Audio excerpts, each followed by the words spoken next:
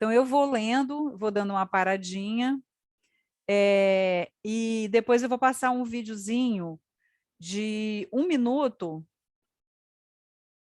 que é bastante esclarecedor, né? Eu acho que eu vou ler primeiro, e vou dando umas paradinhas, a gente vai fazendo as intervenções, e depois, ao final, ou pelo meio, por aí, eu coloco esse videozinho, tá bom? Então, ciência espírita, né? Ao contrário do que muita gente pensa, o espiritismo não se considera uma nova religião, né? Estela, Oi, você vai diga. projetar? Ai, desculpa. Bem lembrado, Ender, obrigada. Vou projetar assim.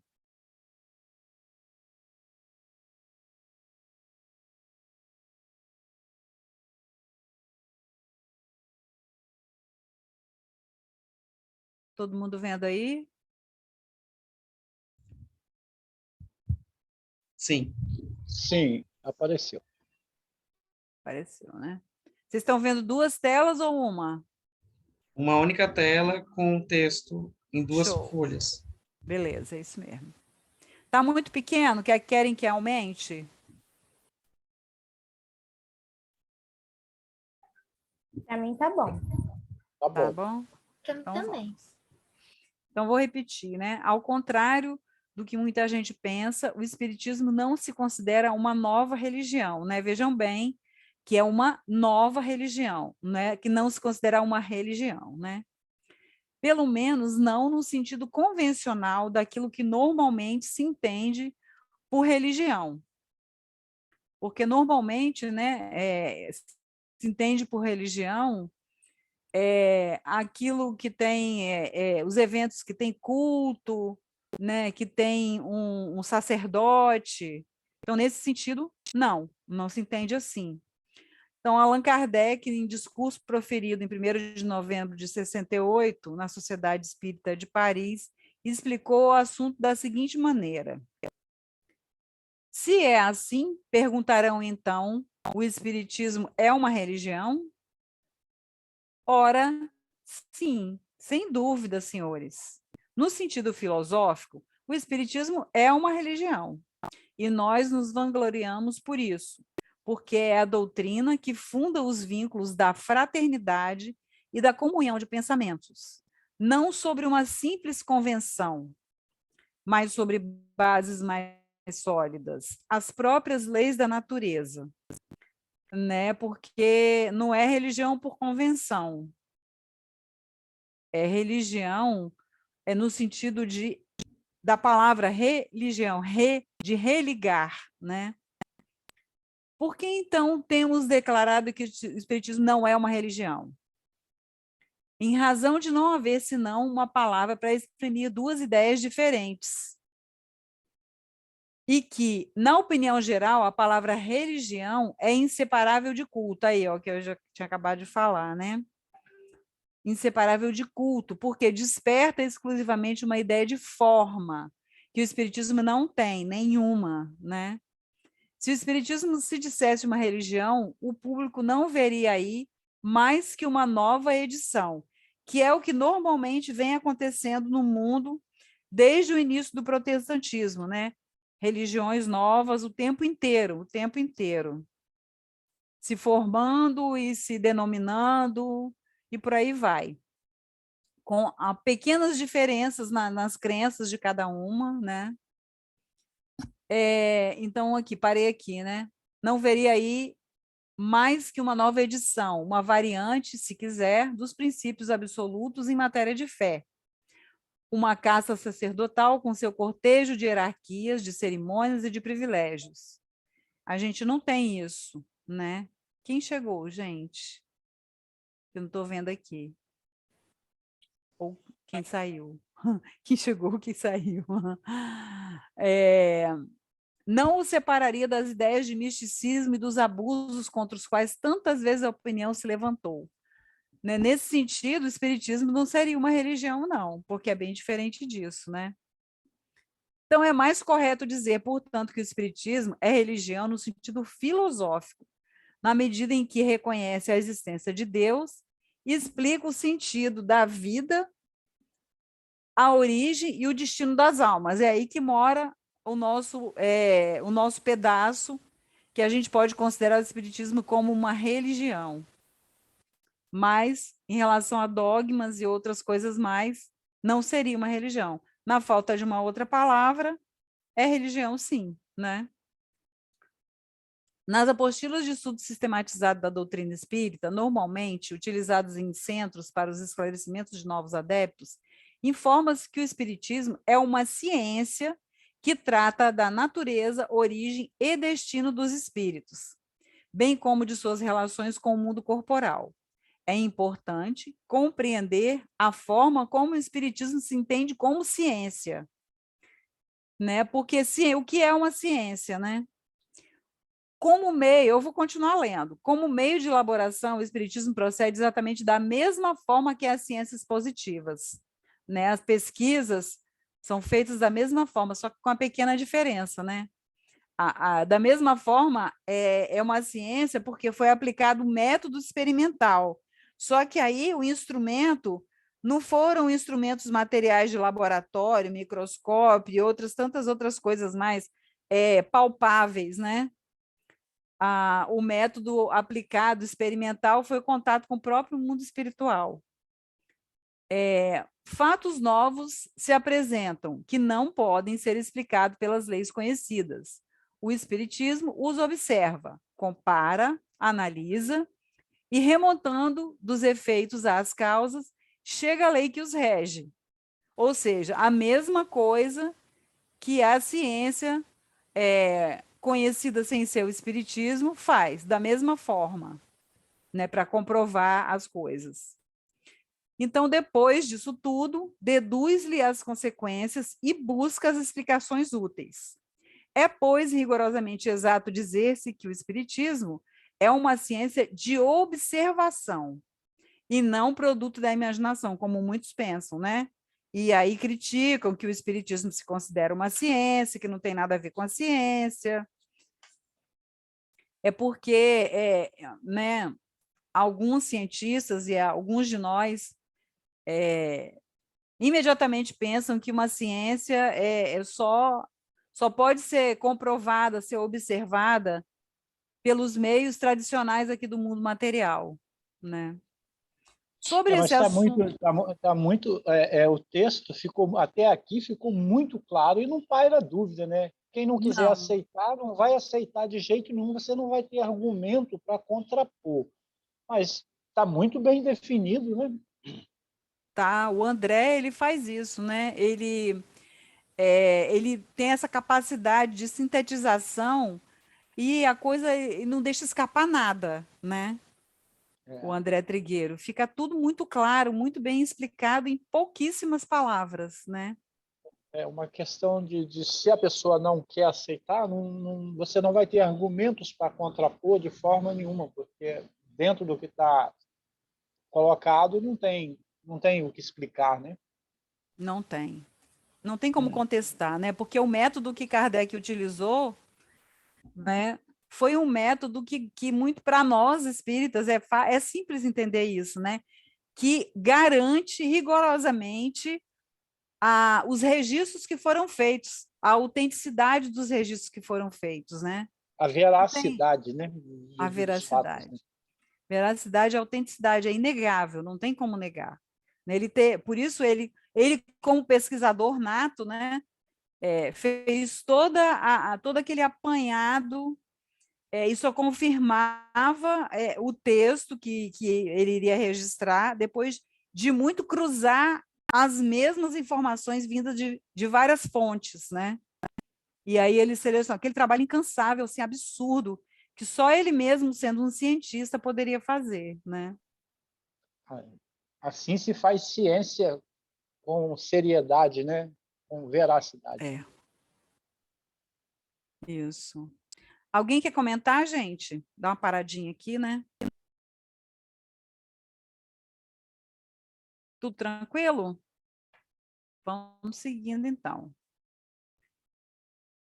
Aí vem o professor, né, doutor da USP, né, professor de Físico-Química do Instituto de Química da Unicamp, Aécio Pereira Chagas, e explica que o Espiritismo é uma ciência que trata de uma ordem diferente de fenômenos daqueles de que tratam as ciências da matéria. Em seu texto, a ciência confirma o Espiritismo. Em seu texto, a ciência confirma o Espiritismo? Aécio afirma que as ciências vulgares repousam sobre as propriedades da matéria, que se pode, à vontade, manipular. Os fenômenos que ela produz têm por agentes forças materiais.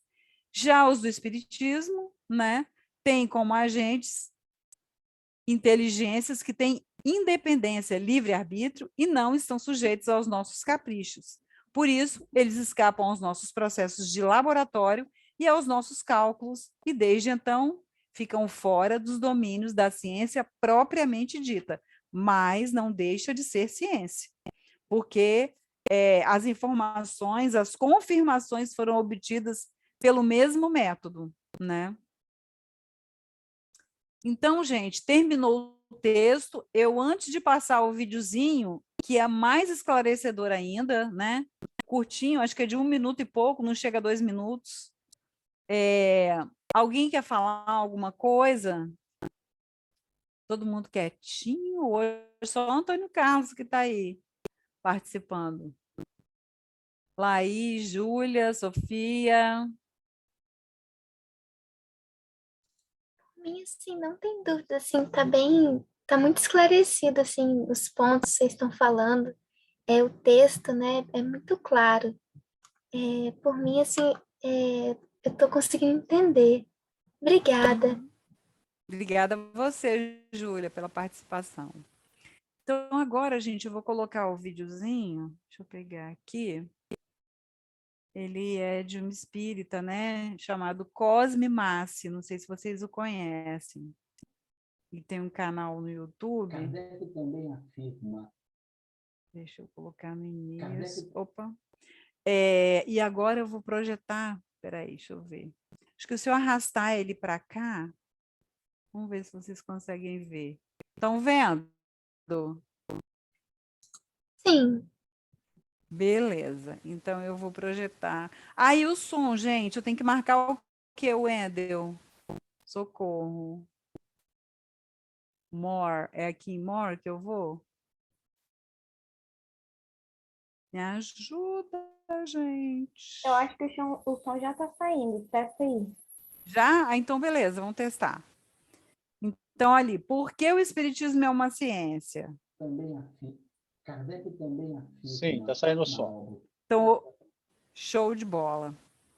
Então, ele diz, Kardec também afirma na obra o que é o Espiritismo, né? Que é o Espiritismo, que o Espiritismo é uma ciência. Só que está baixo o som. E o que é essa ciência? Ele vai... Peraí, deixa eu ver aqui, está no máximo. O que eu posso fazer para aumentar, gente? Tem alguma coisa que possa fazer para aumentar no próprio Zoom? Entra Não, você no computador. Vai aumentar no computador. Aqui tá numa... Ah, tá, aqui, ó. Peraí, deixa eu clicar aqui. Está em 82, eu vou botar em 100.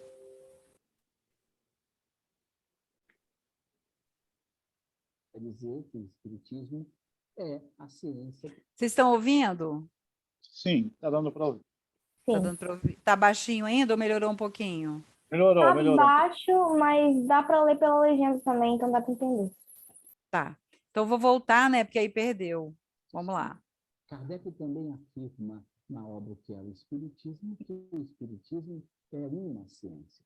Chega mesmo a definir o que é essa ciência. Ele vai dizer que o Espiritismo é a ciência que trata da natureza, da origem e do destino dos espíritos, assim como de suas relações com o mundo corporal.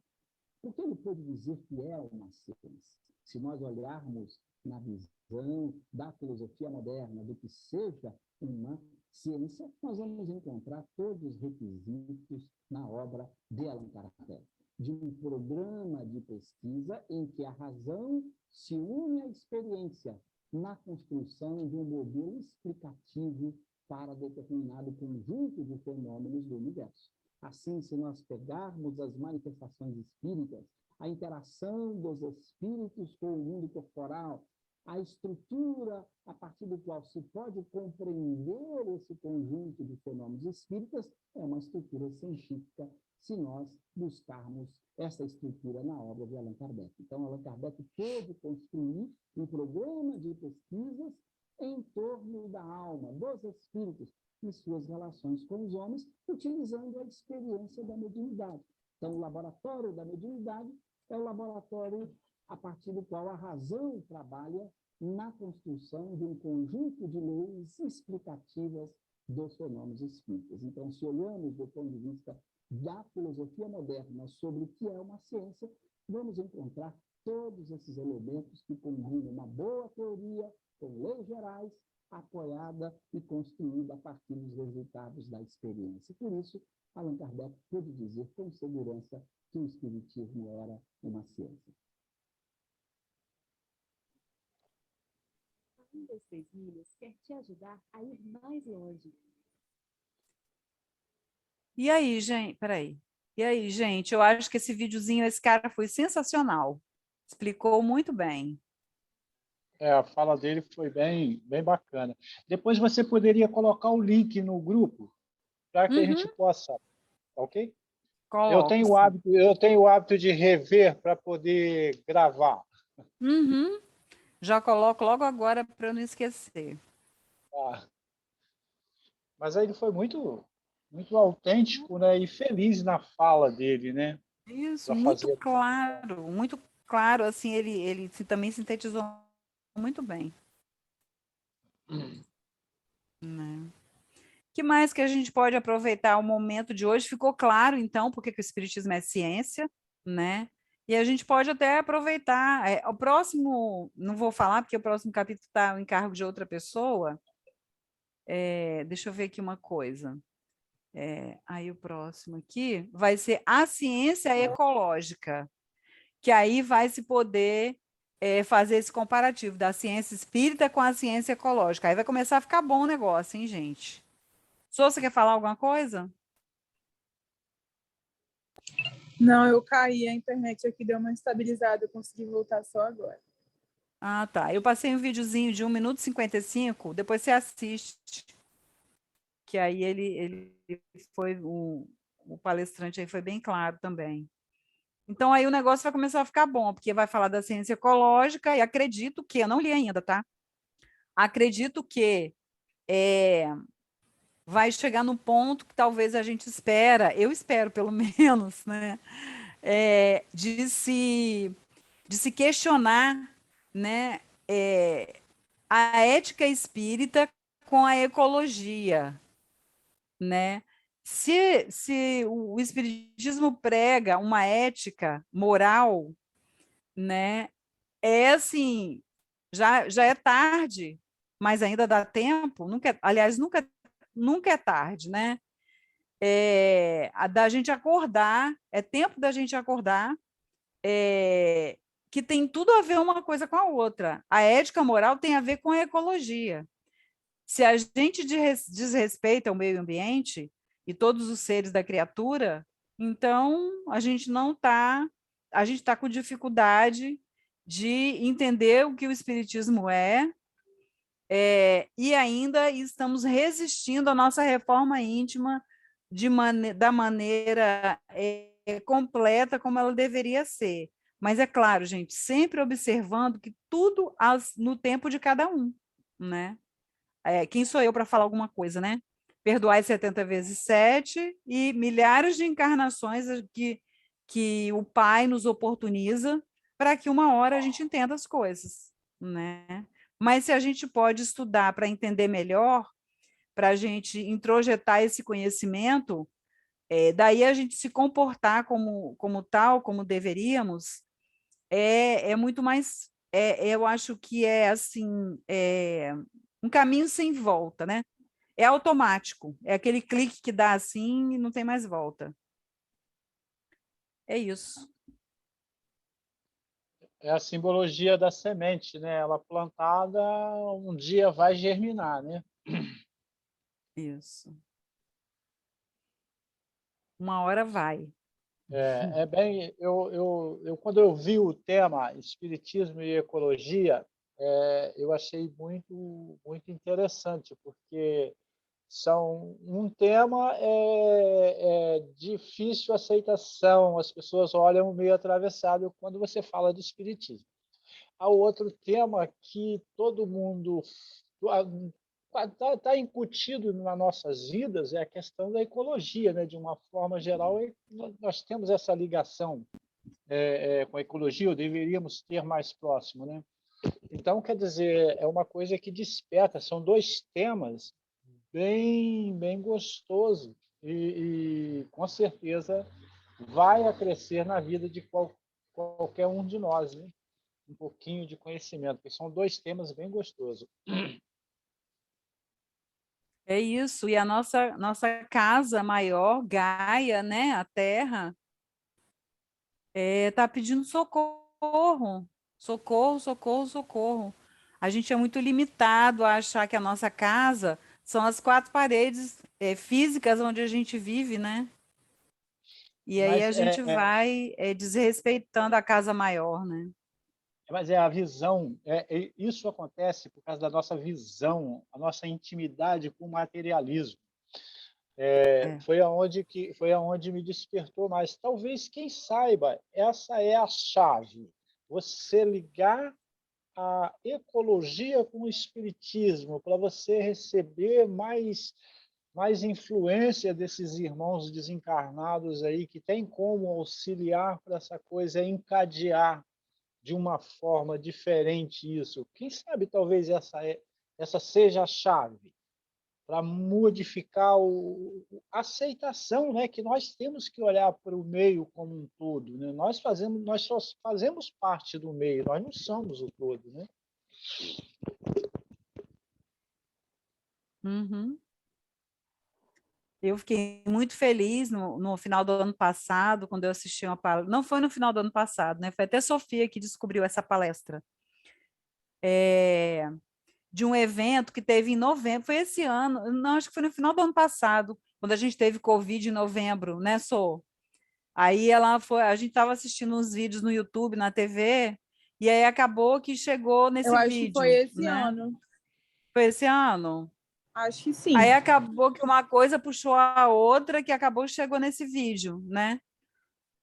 De um evento que teve promovido pela Federação do Ceará, Federação Espírita do Ceará, que foi em novembro, onde a FEB apresenta, com a participação lá do Geraldo Campetti, do Carlos Campetti, de uma professora doutora, eu esqueci em qual área do conhecimento dela, que é do MOVE, né?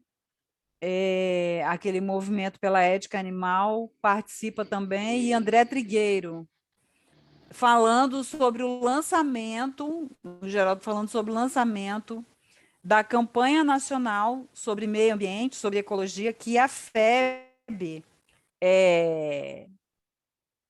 decidiu fazer e que essa campanha vai ser feita ao longo de 2022 e 2023. A gente falou isso aqui, acho que no primeiro encontro, né, Sô? Mas Antônio Carlos não estava presente ainda, é por isso que eu estou até repetindo aqui. Então, ao longo de 2020, finalmente a FEB entrou com esse tema, né, passou a tratar desse tema.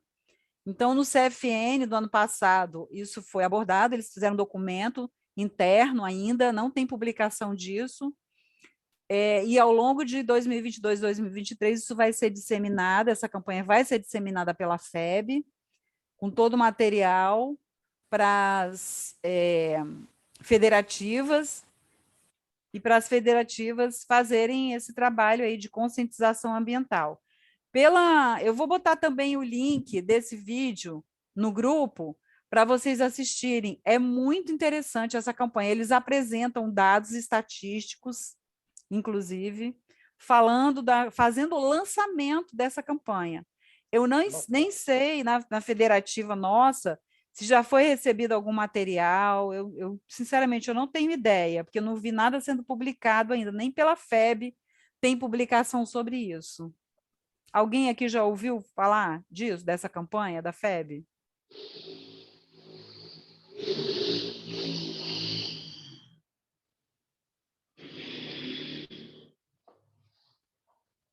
Não, né? Então, vou botar o link no grupo. Eu meio que não conto, né? Eu já ouvi. Você já ouviu, aham. Bota no grupo, mas bota também naquele documento que a gente tem lá no Drive de referências e vídeos e guias. Show! Vou botar.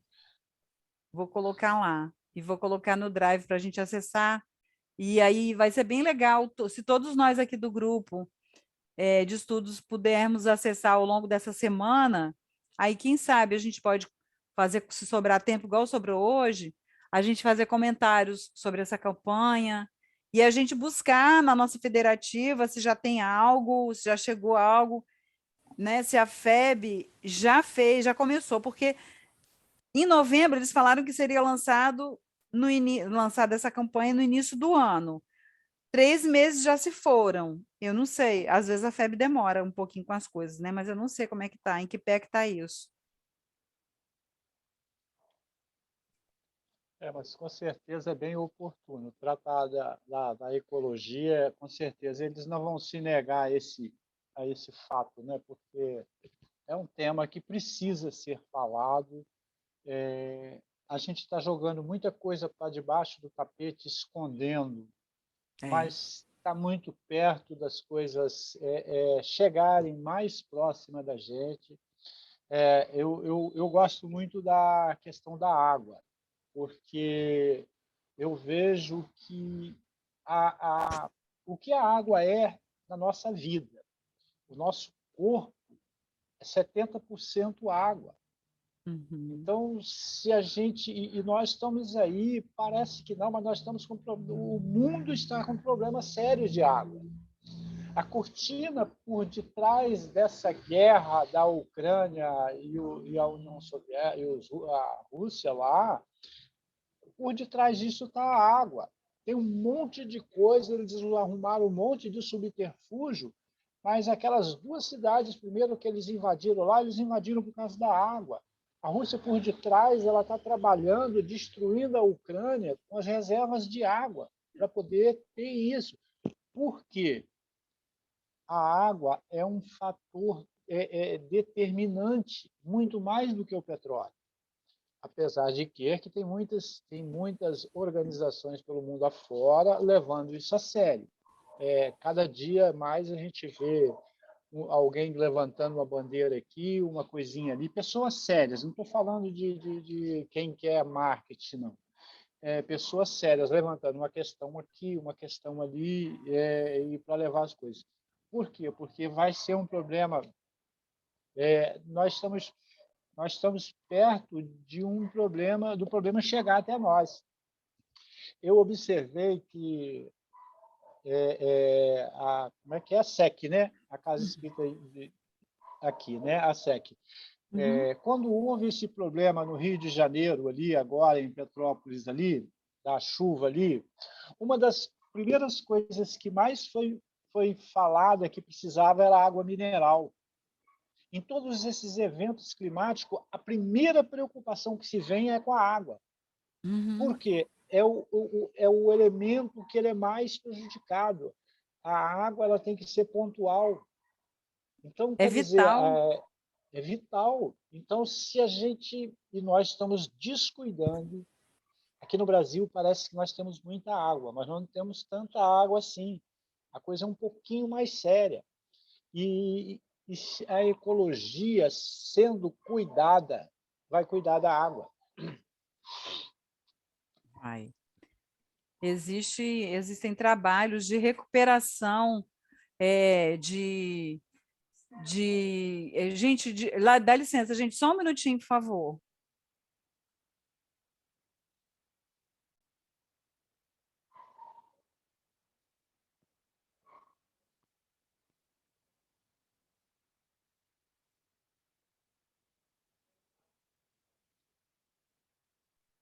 Desculpa, gente.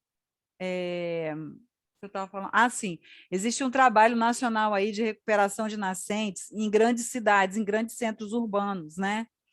E aí tem um pessoal que vai descobrindo essas nascentes em centros urbanos, tipo São Paulo, em plena Avenida Paulista, tem lá o Parque Trianon, né? Há pouco tempo não, já tem uns 2 anos, eu vi que tem uma pessoa catalogando essas nascentes, vai descobrindo, cavando, descobrindo essas nascentes, e vai catalogando.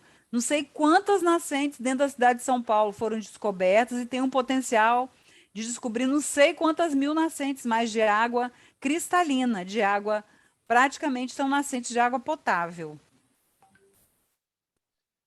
Tem E que, ninguém sabe.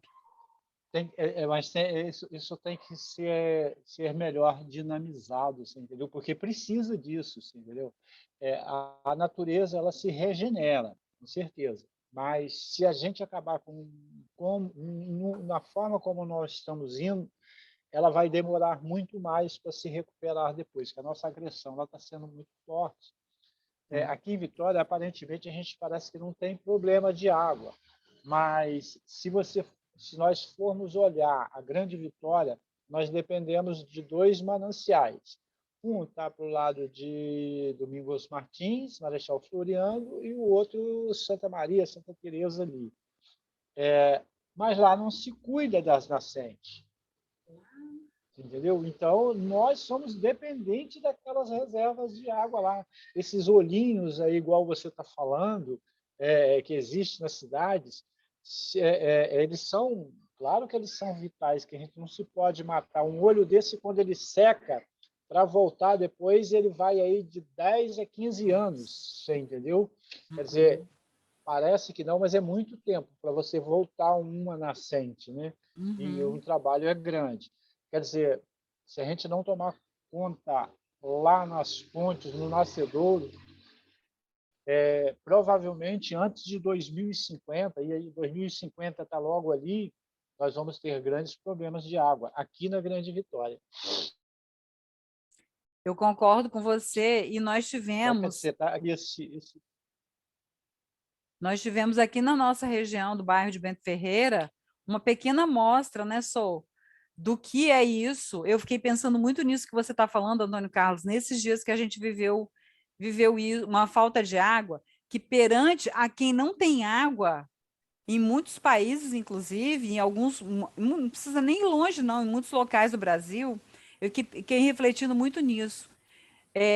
Vitória teve uma crise há poucos dias, e durante o mês de fevereiro, uma crise de falta de água na Grande Vitória toda, bairro São Pedro, né? Todo mundo pôde testemunhar. E aqui no nosso bairro aconteceu isso. Ficamos com uma vazão de água muito pequena, tipo, o normal é a vazão ser. Eu esqueci qual é a medida da vazão. Como é que é? a Como é medida quantidade a de vazão? volume de metros O cúbicos. volume, a pressão, a vazão, teria que dar 10, a medição da vazão, né? Aí estava dando 4. De 4, teve um dia que a Cezan veio 5 vezes aqui no prédio medir. Teve 2 dias seguidos que estava tão baixa, tão baixa, tão baixa, que o equipamento que mede não conseguiu medir, ou seja, deu 0. Mas não fazia nem a leitura da vazão. Não. Dava 0, de tão fraquinha. E a gente na maior luta, porque não enchia a cisterna o suficiente para jogar para a caixa d'água. E a gente ficou numa luta que ficamos sem água vários dias. Eu sou a síndica, né? E eu fiquei ligando e desligando a bomba. Enchi um pouquinho. Gente, economiza aí, usa o mínimo e tal. Aí eu fiquei refletindo. Isso aqui é uma amostra do que vai acontecer em breve. Tipo assim, a É, preparação. e você olha que quando você está nesse momento, você não tem aonde recorrer. Porque imagine um efeito desse que teve no seu prédio, se tivesse em todo o Bento Ferreira, se tivesse em toda a Praia do Canto, Uhum. você não é um carro que vai resolver, não são 100 carros que vão resolver. Porque se você tiver 100 carros para ir buscar água, coisa que não vai ter, você não vai ter a fonte para ir buscar água. Isso. Uhum. A coisa o momento é agora. Nós temos um exemplo aqui próximo, na cidade de. Se tiver na hora de terminar, você fala que eu paro. Hein? Aham, faltam 5 minutinhos, mas pode falar. Nós temos um exemplo aqui muito próximo do Espírito Santo, em Aimorés, uma recuperação, o projeto Terra. Sebastião Salgado. Aham. Sebastião Salgado, exatamente. Lá, ele, em 15 anos, ele conseguiu pegar um lugar que estava Conseguiu. seco e fazer ter córregos. Lá na Uhum. fazenda, lá no Projeto Terra, hoje tem água que nasce dentro da própria propriedade. Mas é possível? Mas você não pode esperar 15 anos para ter água. O problema Não. é esse, é capaz da gente não aguentar. É. E ele faz um trabalho de formiguinha. Ele e a esposa que teve essa ideia, porque ela é urbanista, né, a Lélia. Fizeram isso há Aham. muitos anos e multiplicam isso aí, um trabalho lindo. Multiplicam, dão treinamento para jovens e Mas você vão sabe por que catalogando também descoberta de nascentes e tal. você sabe por que essa preocupação dele? Porque ele viaja muito o mundo, ele sabe a falta Ele d'água. sabe, ele sabe. Ele Aham. conhece esse problema de longe, você entendeu? O que ele tenta fazer aqui, ele tenta replicar ao longo do mundo, você entendeu? É. Mas nós ainda estamos muito ligados ao materialismo, né? E o Sebastião, ele é um só, praticamente, né? Claro que ele tem os vários Sebastiõezinhos que ele foi orientando, mas é uma pessoa. Olha quantos milhares de nós poderia fazer alguma coisa e não faz, né? É. Na verdade, ele não estava só, né? Quer ver, ó, que eu sei, Milton Nascimento, Roberto Carlos são anônimos. Você Aham. entendeu? Foram os grandes, esses dois eu tenho certeza, foram dois grandes financiadores do projeto. Eu não Porque sabia, não. todos dois, o Roberto Carlos e o Milton Nascimento, esses eu tenho certeza. Eu conheço Uhum. um pouco da história e conheço o Sebastião Salgado, a Lélia, porque eu gosto desse tema, assim, entendeu? Uhum. Então, ele teve bastante ajuda de fora do Brasil, financeira, assim, entendeu? Para poder desenvolver Uhum. aquilo ali. Mas o que ele fez, nós também podemos iniciar. Podemos. Podemos sim, com certeza. Desculpa ter tomado o tempo. Desculpa. Não, tá ótimo, Antônio Carlos. Estamos adorando sua participação. Gente, faltando 3 minutinhos. Júlia, Laís, Sofia.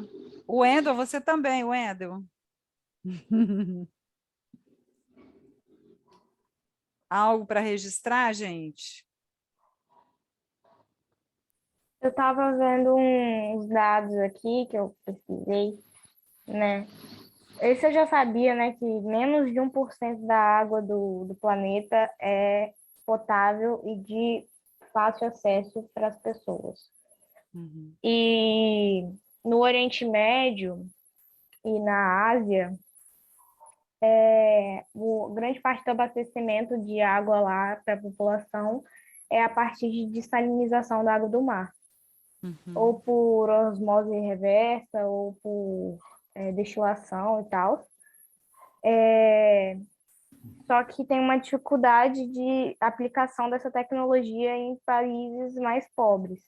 E aí você vê, a gente acha que o Brasil é um país pobre, mas o Brasil tem total capacidade de investir em tecnologia desse tipo, sabe? Isso resolveria muitos problemas que a gente tem com áreas de seca, tipo no Nordeste e tal, que tem dificuldade de abastecimento de água, e a gente não tem o que a gente está falando, né, da ciência. A gente não tem essa cultura de investir na ciência e na tecnologia que a gente poderia estar investindo, que resolveria nossos problemas, mas a gente não faz. Uhum. Falta vontade política, né? Mas como Exatamente. você falou, essa tecnologia da dessalinização, ela é muito cara. Só para a gente ter ideia, por exemplo, o nosso litros de água cobrado pela empresa de saneamento aqui, a Cesan, ele deve estar aí perto, talvez, de 30 centavos, ou menos do que isso, por litro. Esse valor de uma água, para você fazer o processo de dessalinização, lá nos Emirados Árabes, a empresa, o Estado paga mais ou menos, acho que são 30 cêntimos de dólar por litro. Isso daria R$ 1,50, mais ou menos hoje, por litro de água. Bem mais Quer que dizer, aqui. nós não temos, a nossa capacidade econômica não permitiria usar essa tecnologia hoje. E olha que eles têm empresas americanas tentando trabalhar para melhorar esse processo, você entendeu? Porque é uma saída, né? É uma das grandes saídas. Mas o processo em grande escala, ele é inviável, né? O custo é muito alto. Uhum, E uhum. nada adianta também, né, a gente ir para essa saída se a gente continuar degradando e poluindo os oceanos. De nada adianta. E, se não me engano, hoje saiu uma notícia, não sei se foi hoje, que foi encontrado pela primeira vez na corrente sanguínea de um ser humano microplástico. Essa semana que saiu, eu vi. Então, assim, não adianta, né? A gente vai... Adianta, lógico, mas o que eu quero dizer é que a gente vai sempre... O ser humano, ele vai sempre acabando com uma fonte e indo para outra. E aí vai acabando com todas as fontes. A gente não pensa em fazer isso que o Antônio Carlos está falando, né? Que a gente está, na realidade, que a gente está discutindo, que é cuidar, que é preservar, que é, assim como o Sebastião Salgado e tantos outros, replantar, sabe? Cuidar mesmo e refazer, não destruir. A gente não pensa nisso, porque é um pensamento, é o que você falou, mãe, é um pensamento que, infelizmente, não interessa para a política atual, né? É uma coisa que fica secundária, é uma questão de prioridades. Podemos, sim, tomar iniciativas privadas, assim como Sebastião Salgado tomou, é uma iniciativa completamente privada, né? Tem ajudas de outras pessoas, de outros lugares, mas a gente poderia fazer tanto também se a política ajudasse. A cada dia que passa é uma lei que é aprovada, é uma lei de destruição, uma lei de morte. Uhum.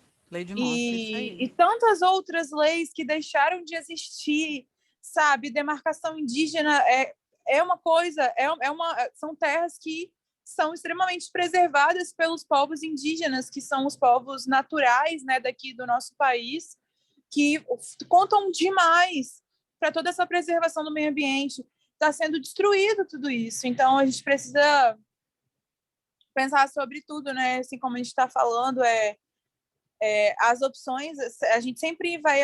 Eu acho que a ciência ela evolui, tende sempre a encontrar novas opções. Mas o importante é a gente entender a realidade, assim como o Antônio Carlos falou, que a hora é agora, né? A hora é agora de preservar, de parar com a forma de consumo como a gente está fazendo. É surreal, assim, essa notícia, quando eu li da questão do microplástico na corrente sanguínea, eu fiquei extremamente assustada. E isso é uma coisa que está infelizmente, nas coisas que a gente consome, que a gente se alimenta, né? Uhum. Então, você é o que você come, né? A gente come, por exemplo, coisas que vêm do oceano, alimentos que vêm do oceano, os animais, né? Eles têm microplásticos dentro deles e diversas outras coisas. Então, enfim, é isso. É isso aí, Sofia. Temos que mudar agora, né? Vamos. Gente, então já são 21h03. Foi muito bom, muito produtivo hoje. Se ninguém tiver mais nada para acrescentar, eu vou pedir para alguém fazer a nossa prece de encerramento, nossos agradecimentos. Muito obrigada para quem veio hoje. E os demais que não puderem estar aqui vão ter oportunidade de assistir a gravação depois, né?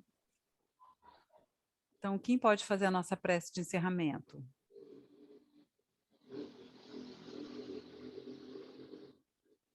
Eu fiz a inicial, hein, gente?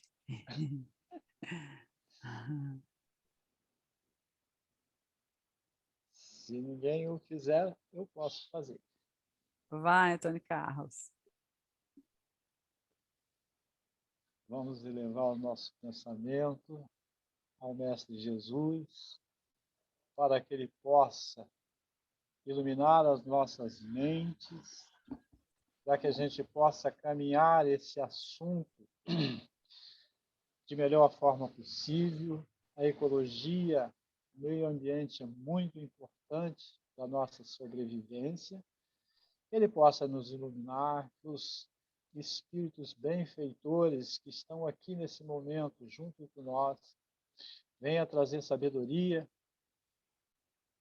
discernimento, para que possamos trazer isso, a ecologia, de forma mais direta para os nossos sentidos, para a nossa inteligência, para a nossa forma de agir, para o nosso direcionamento das nossas vidas, que essa seja a forma de iniciar uma grande transformação no nosso planeta.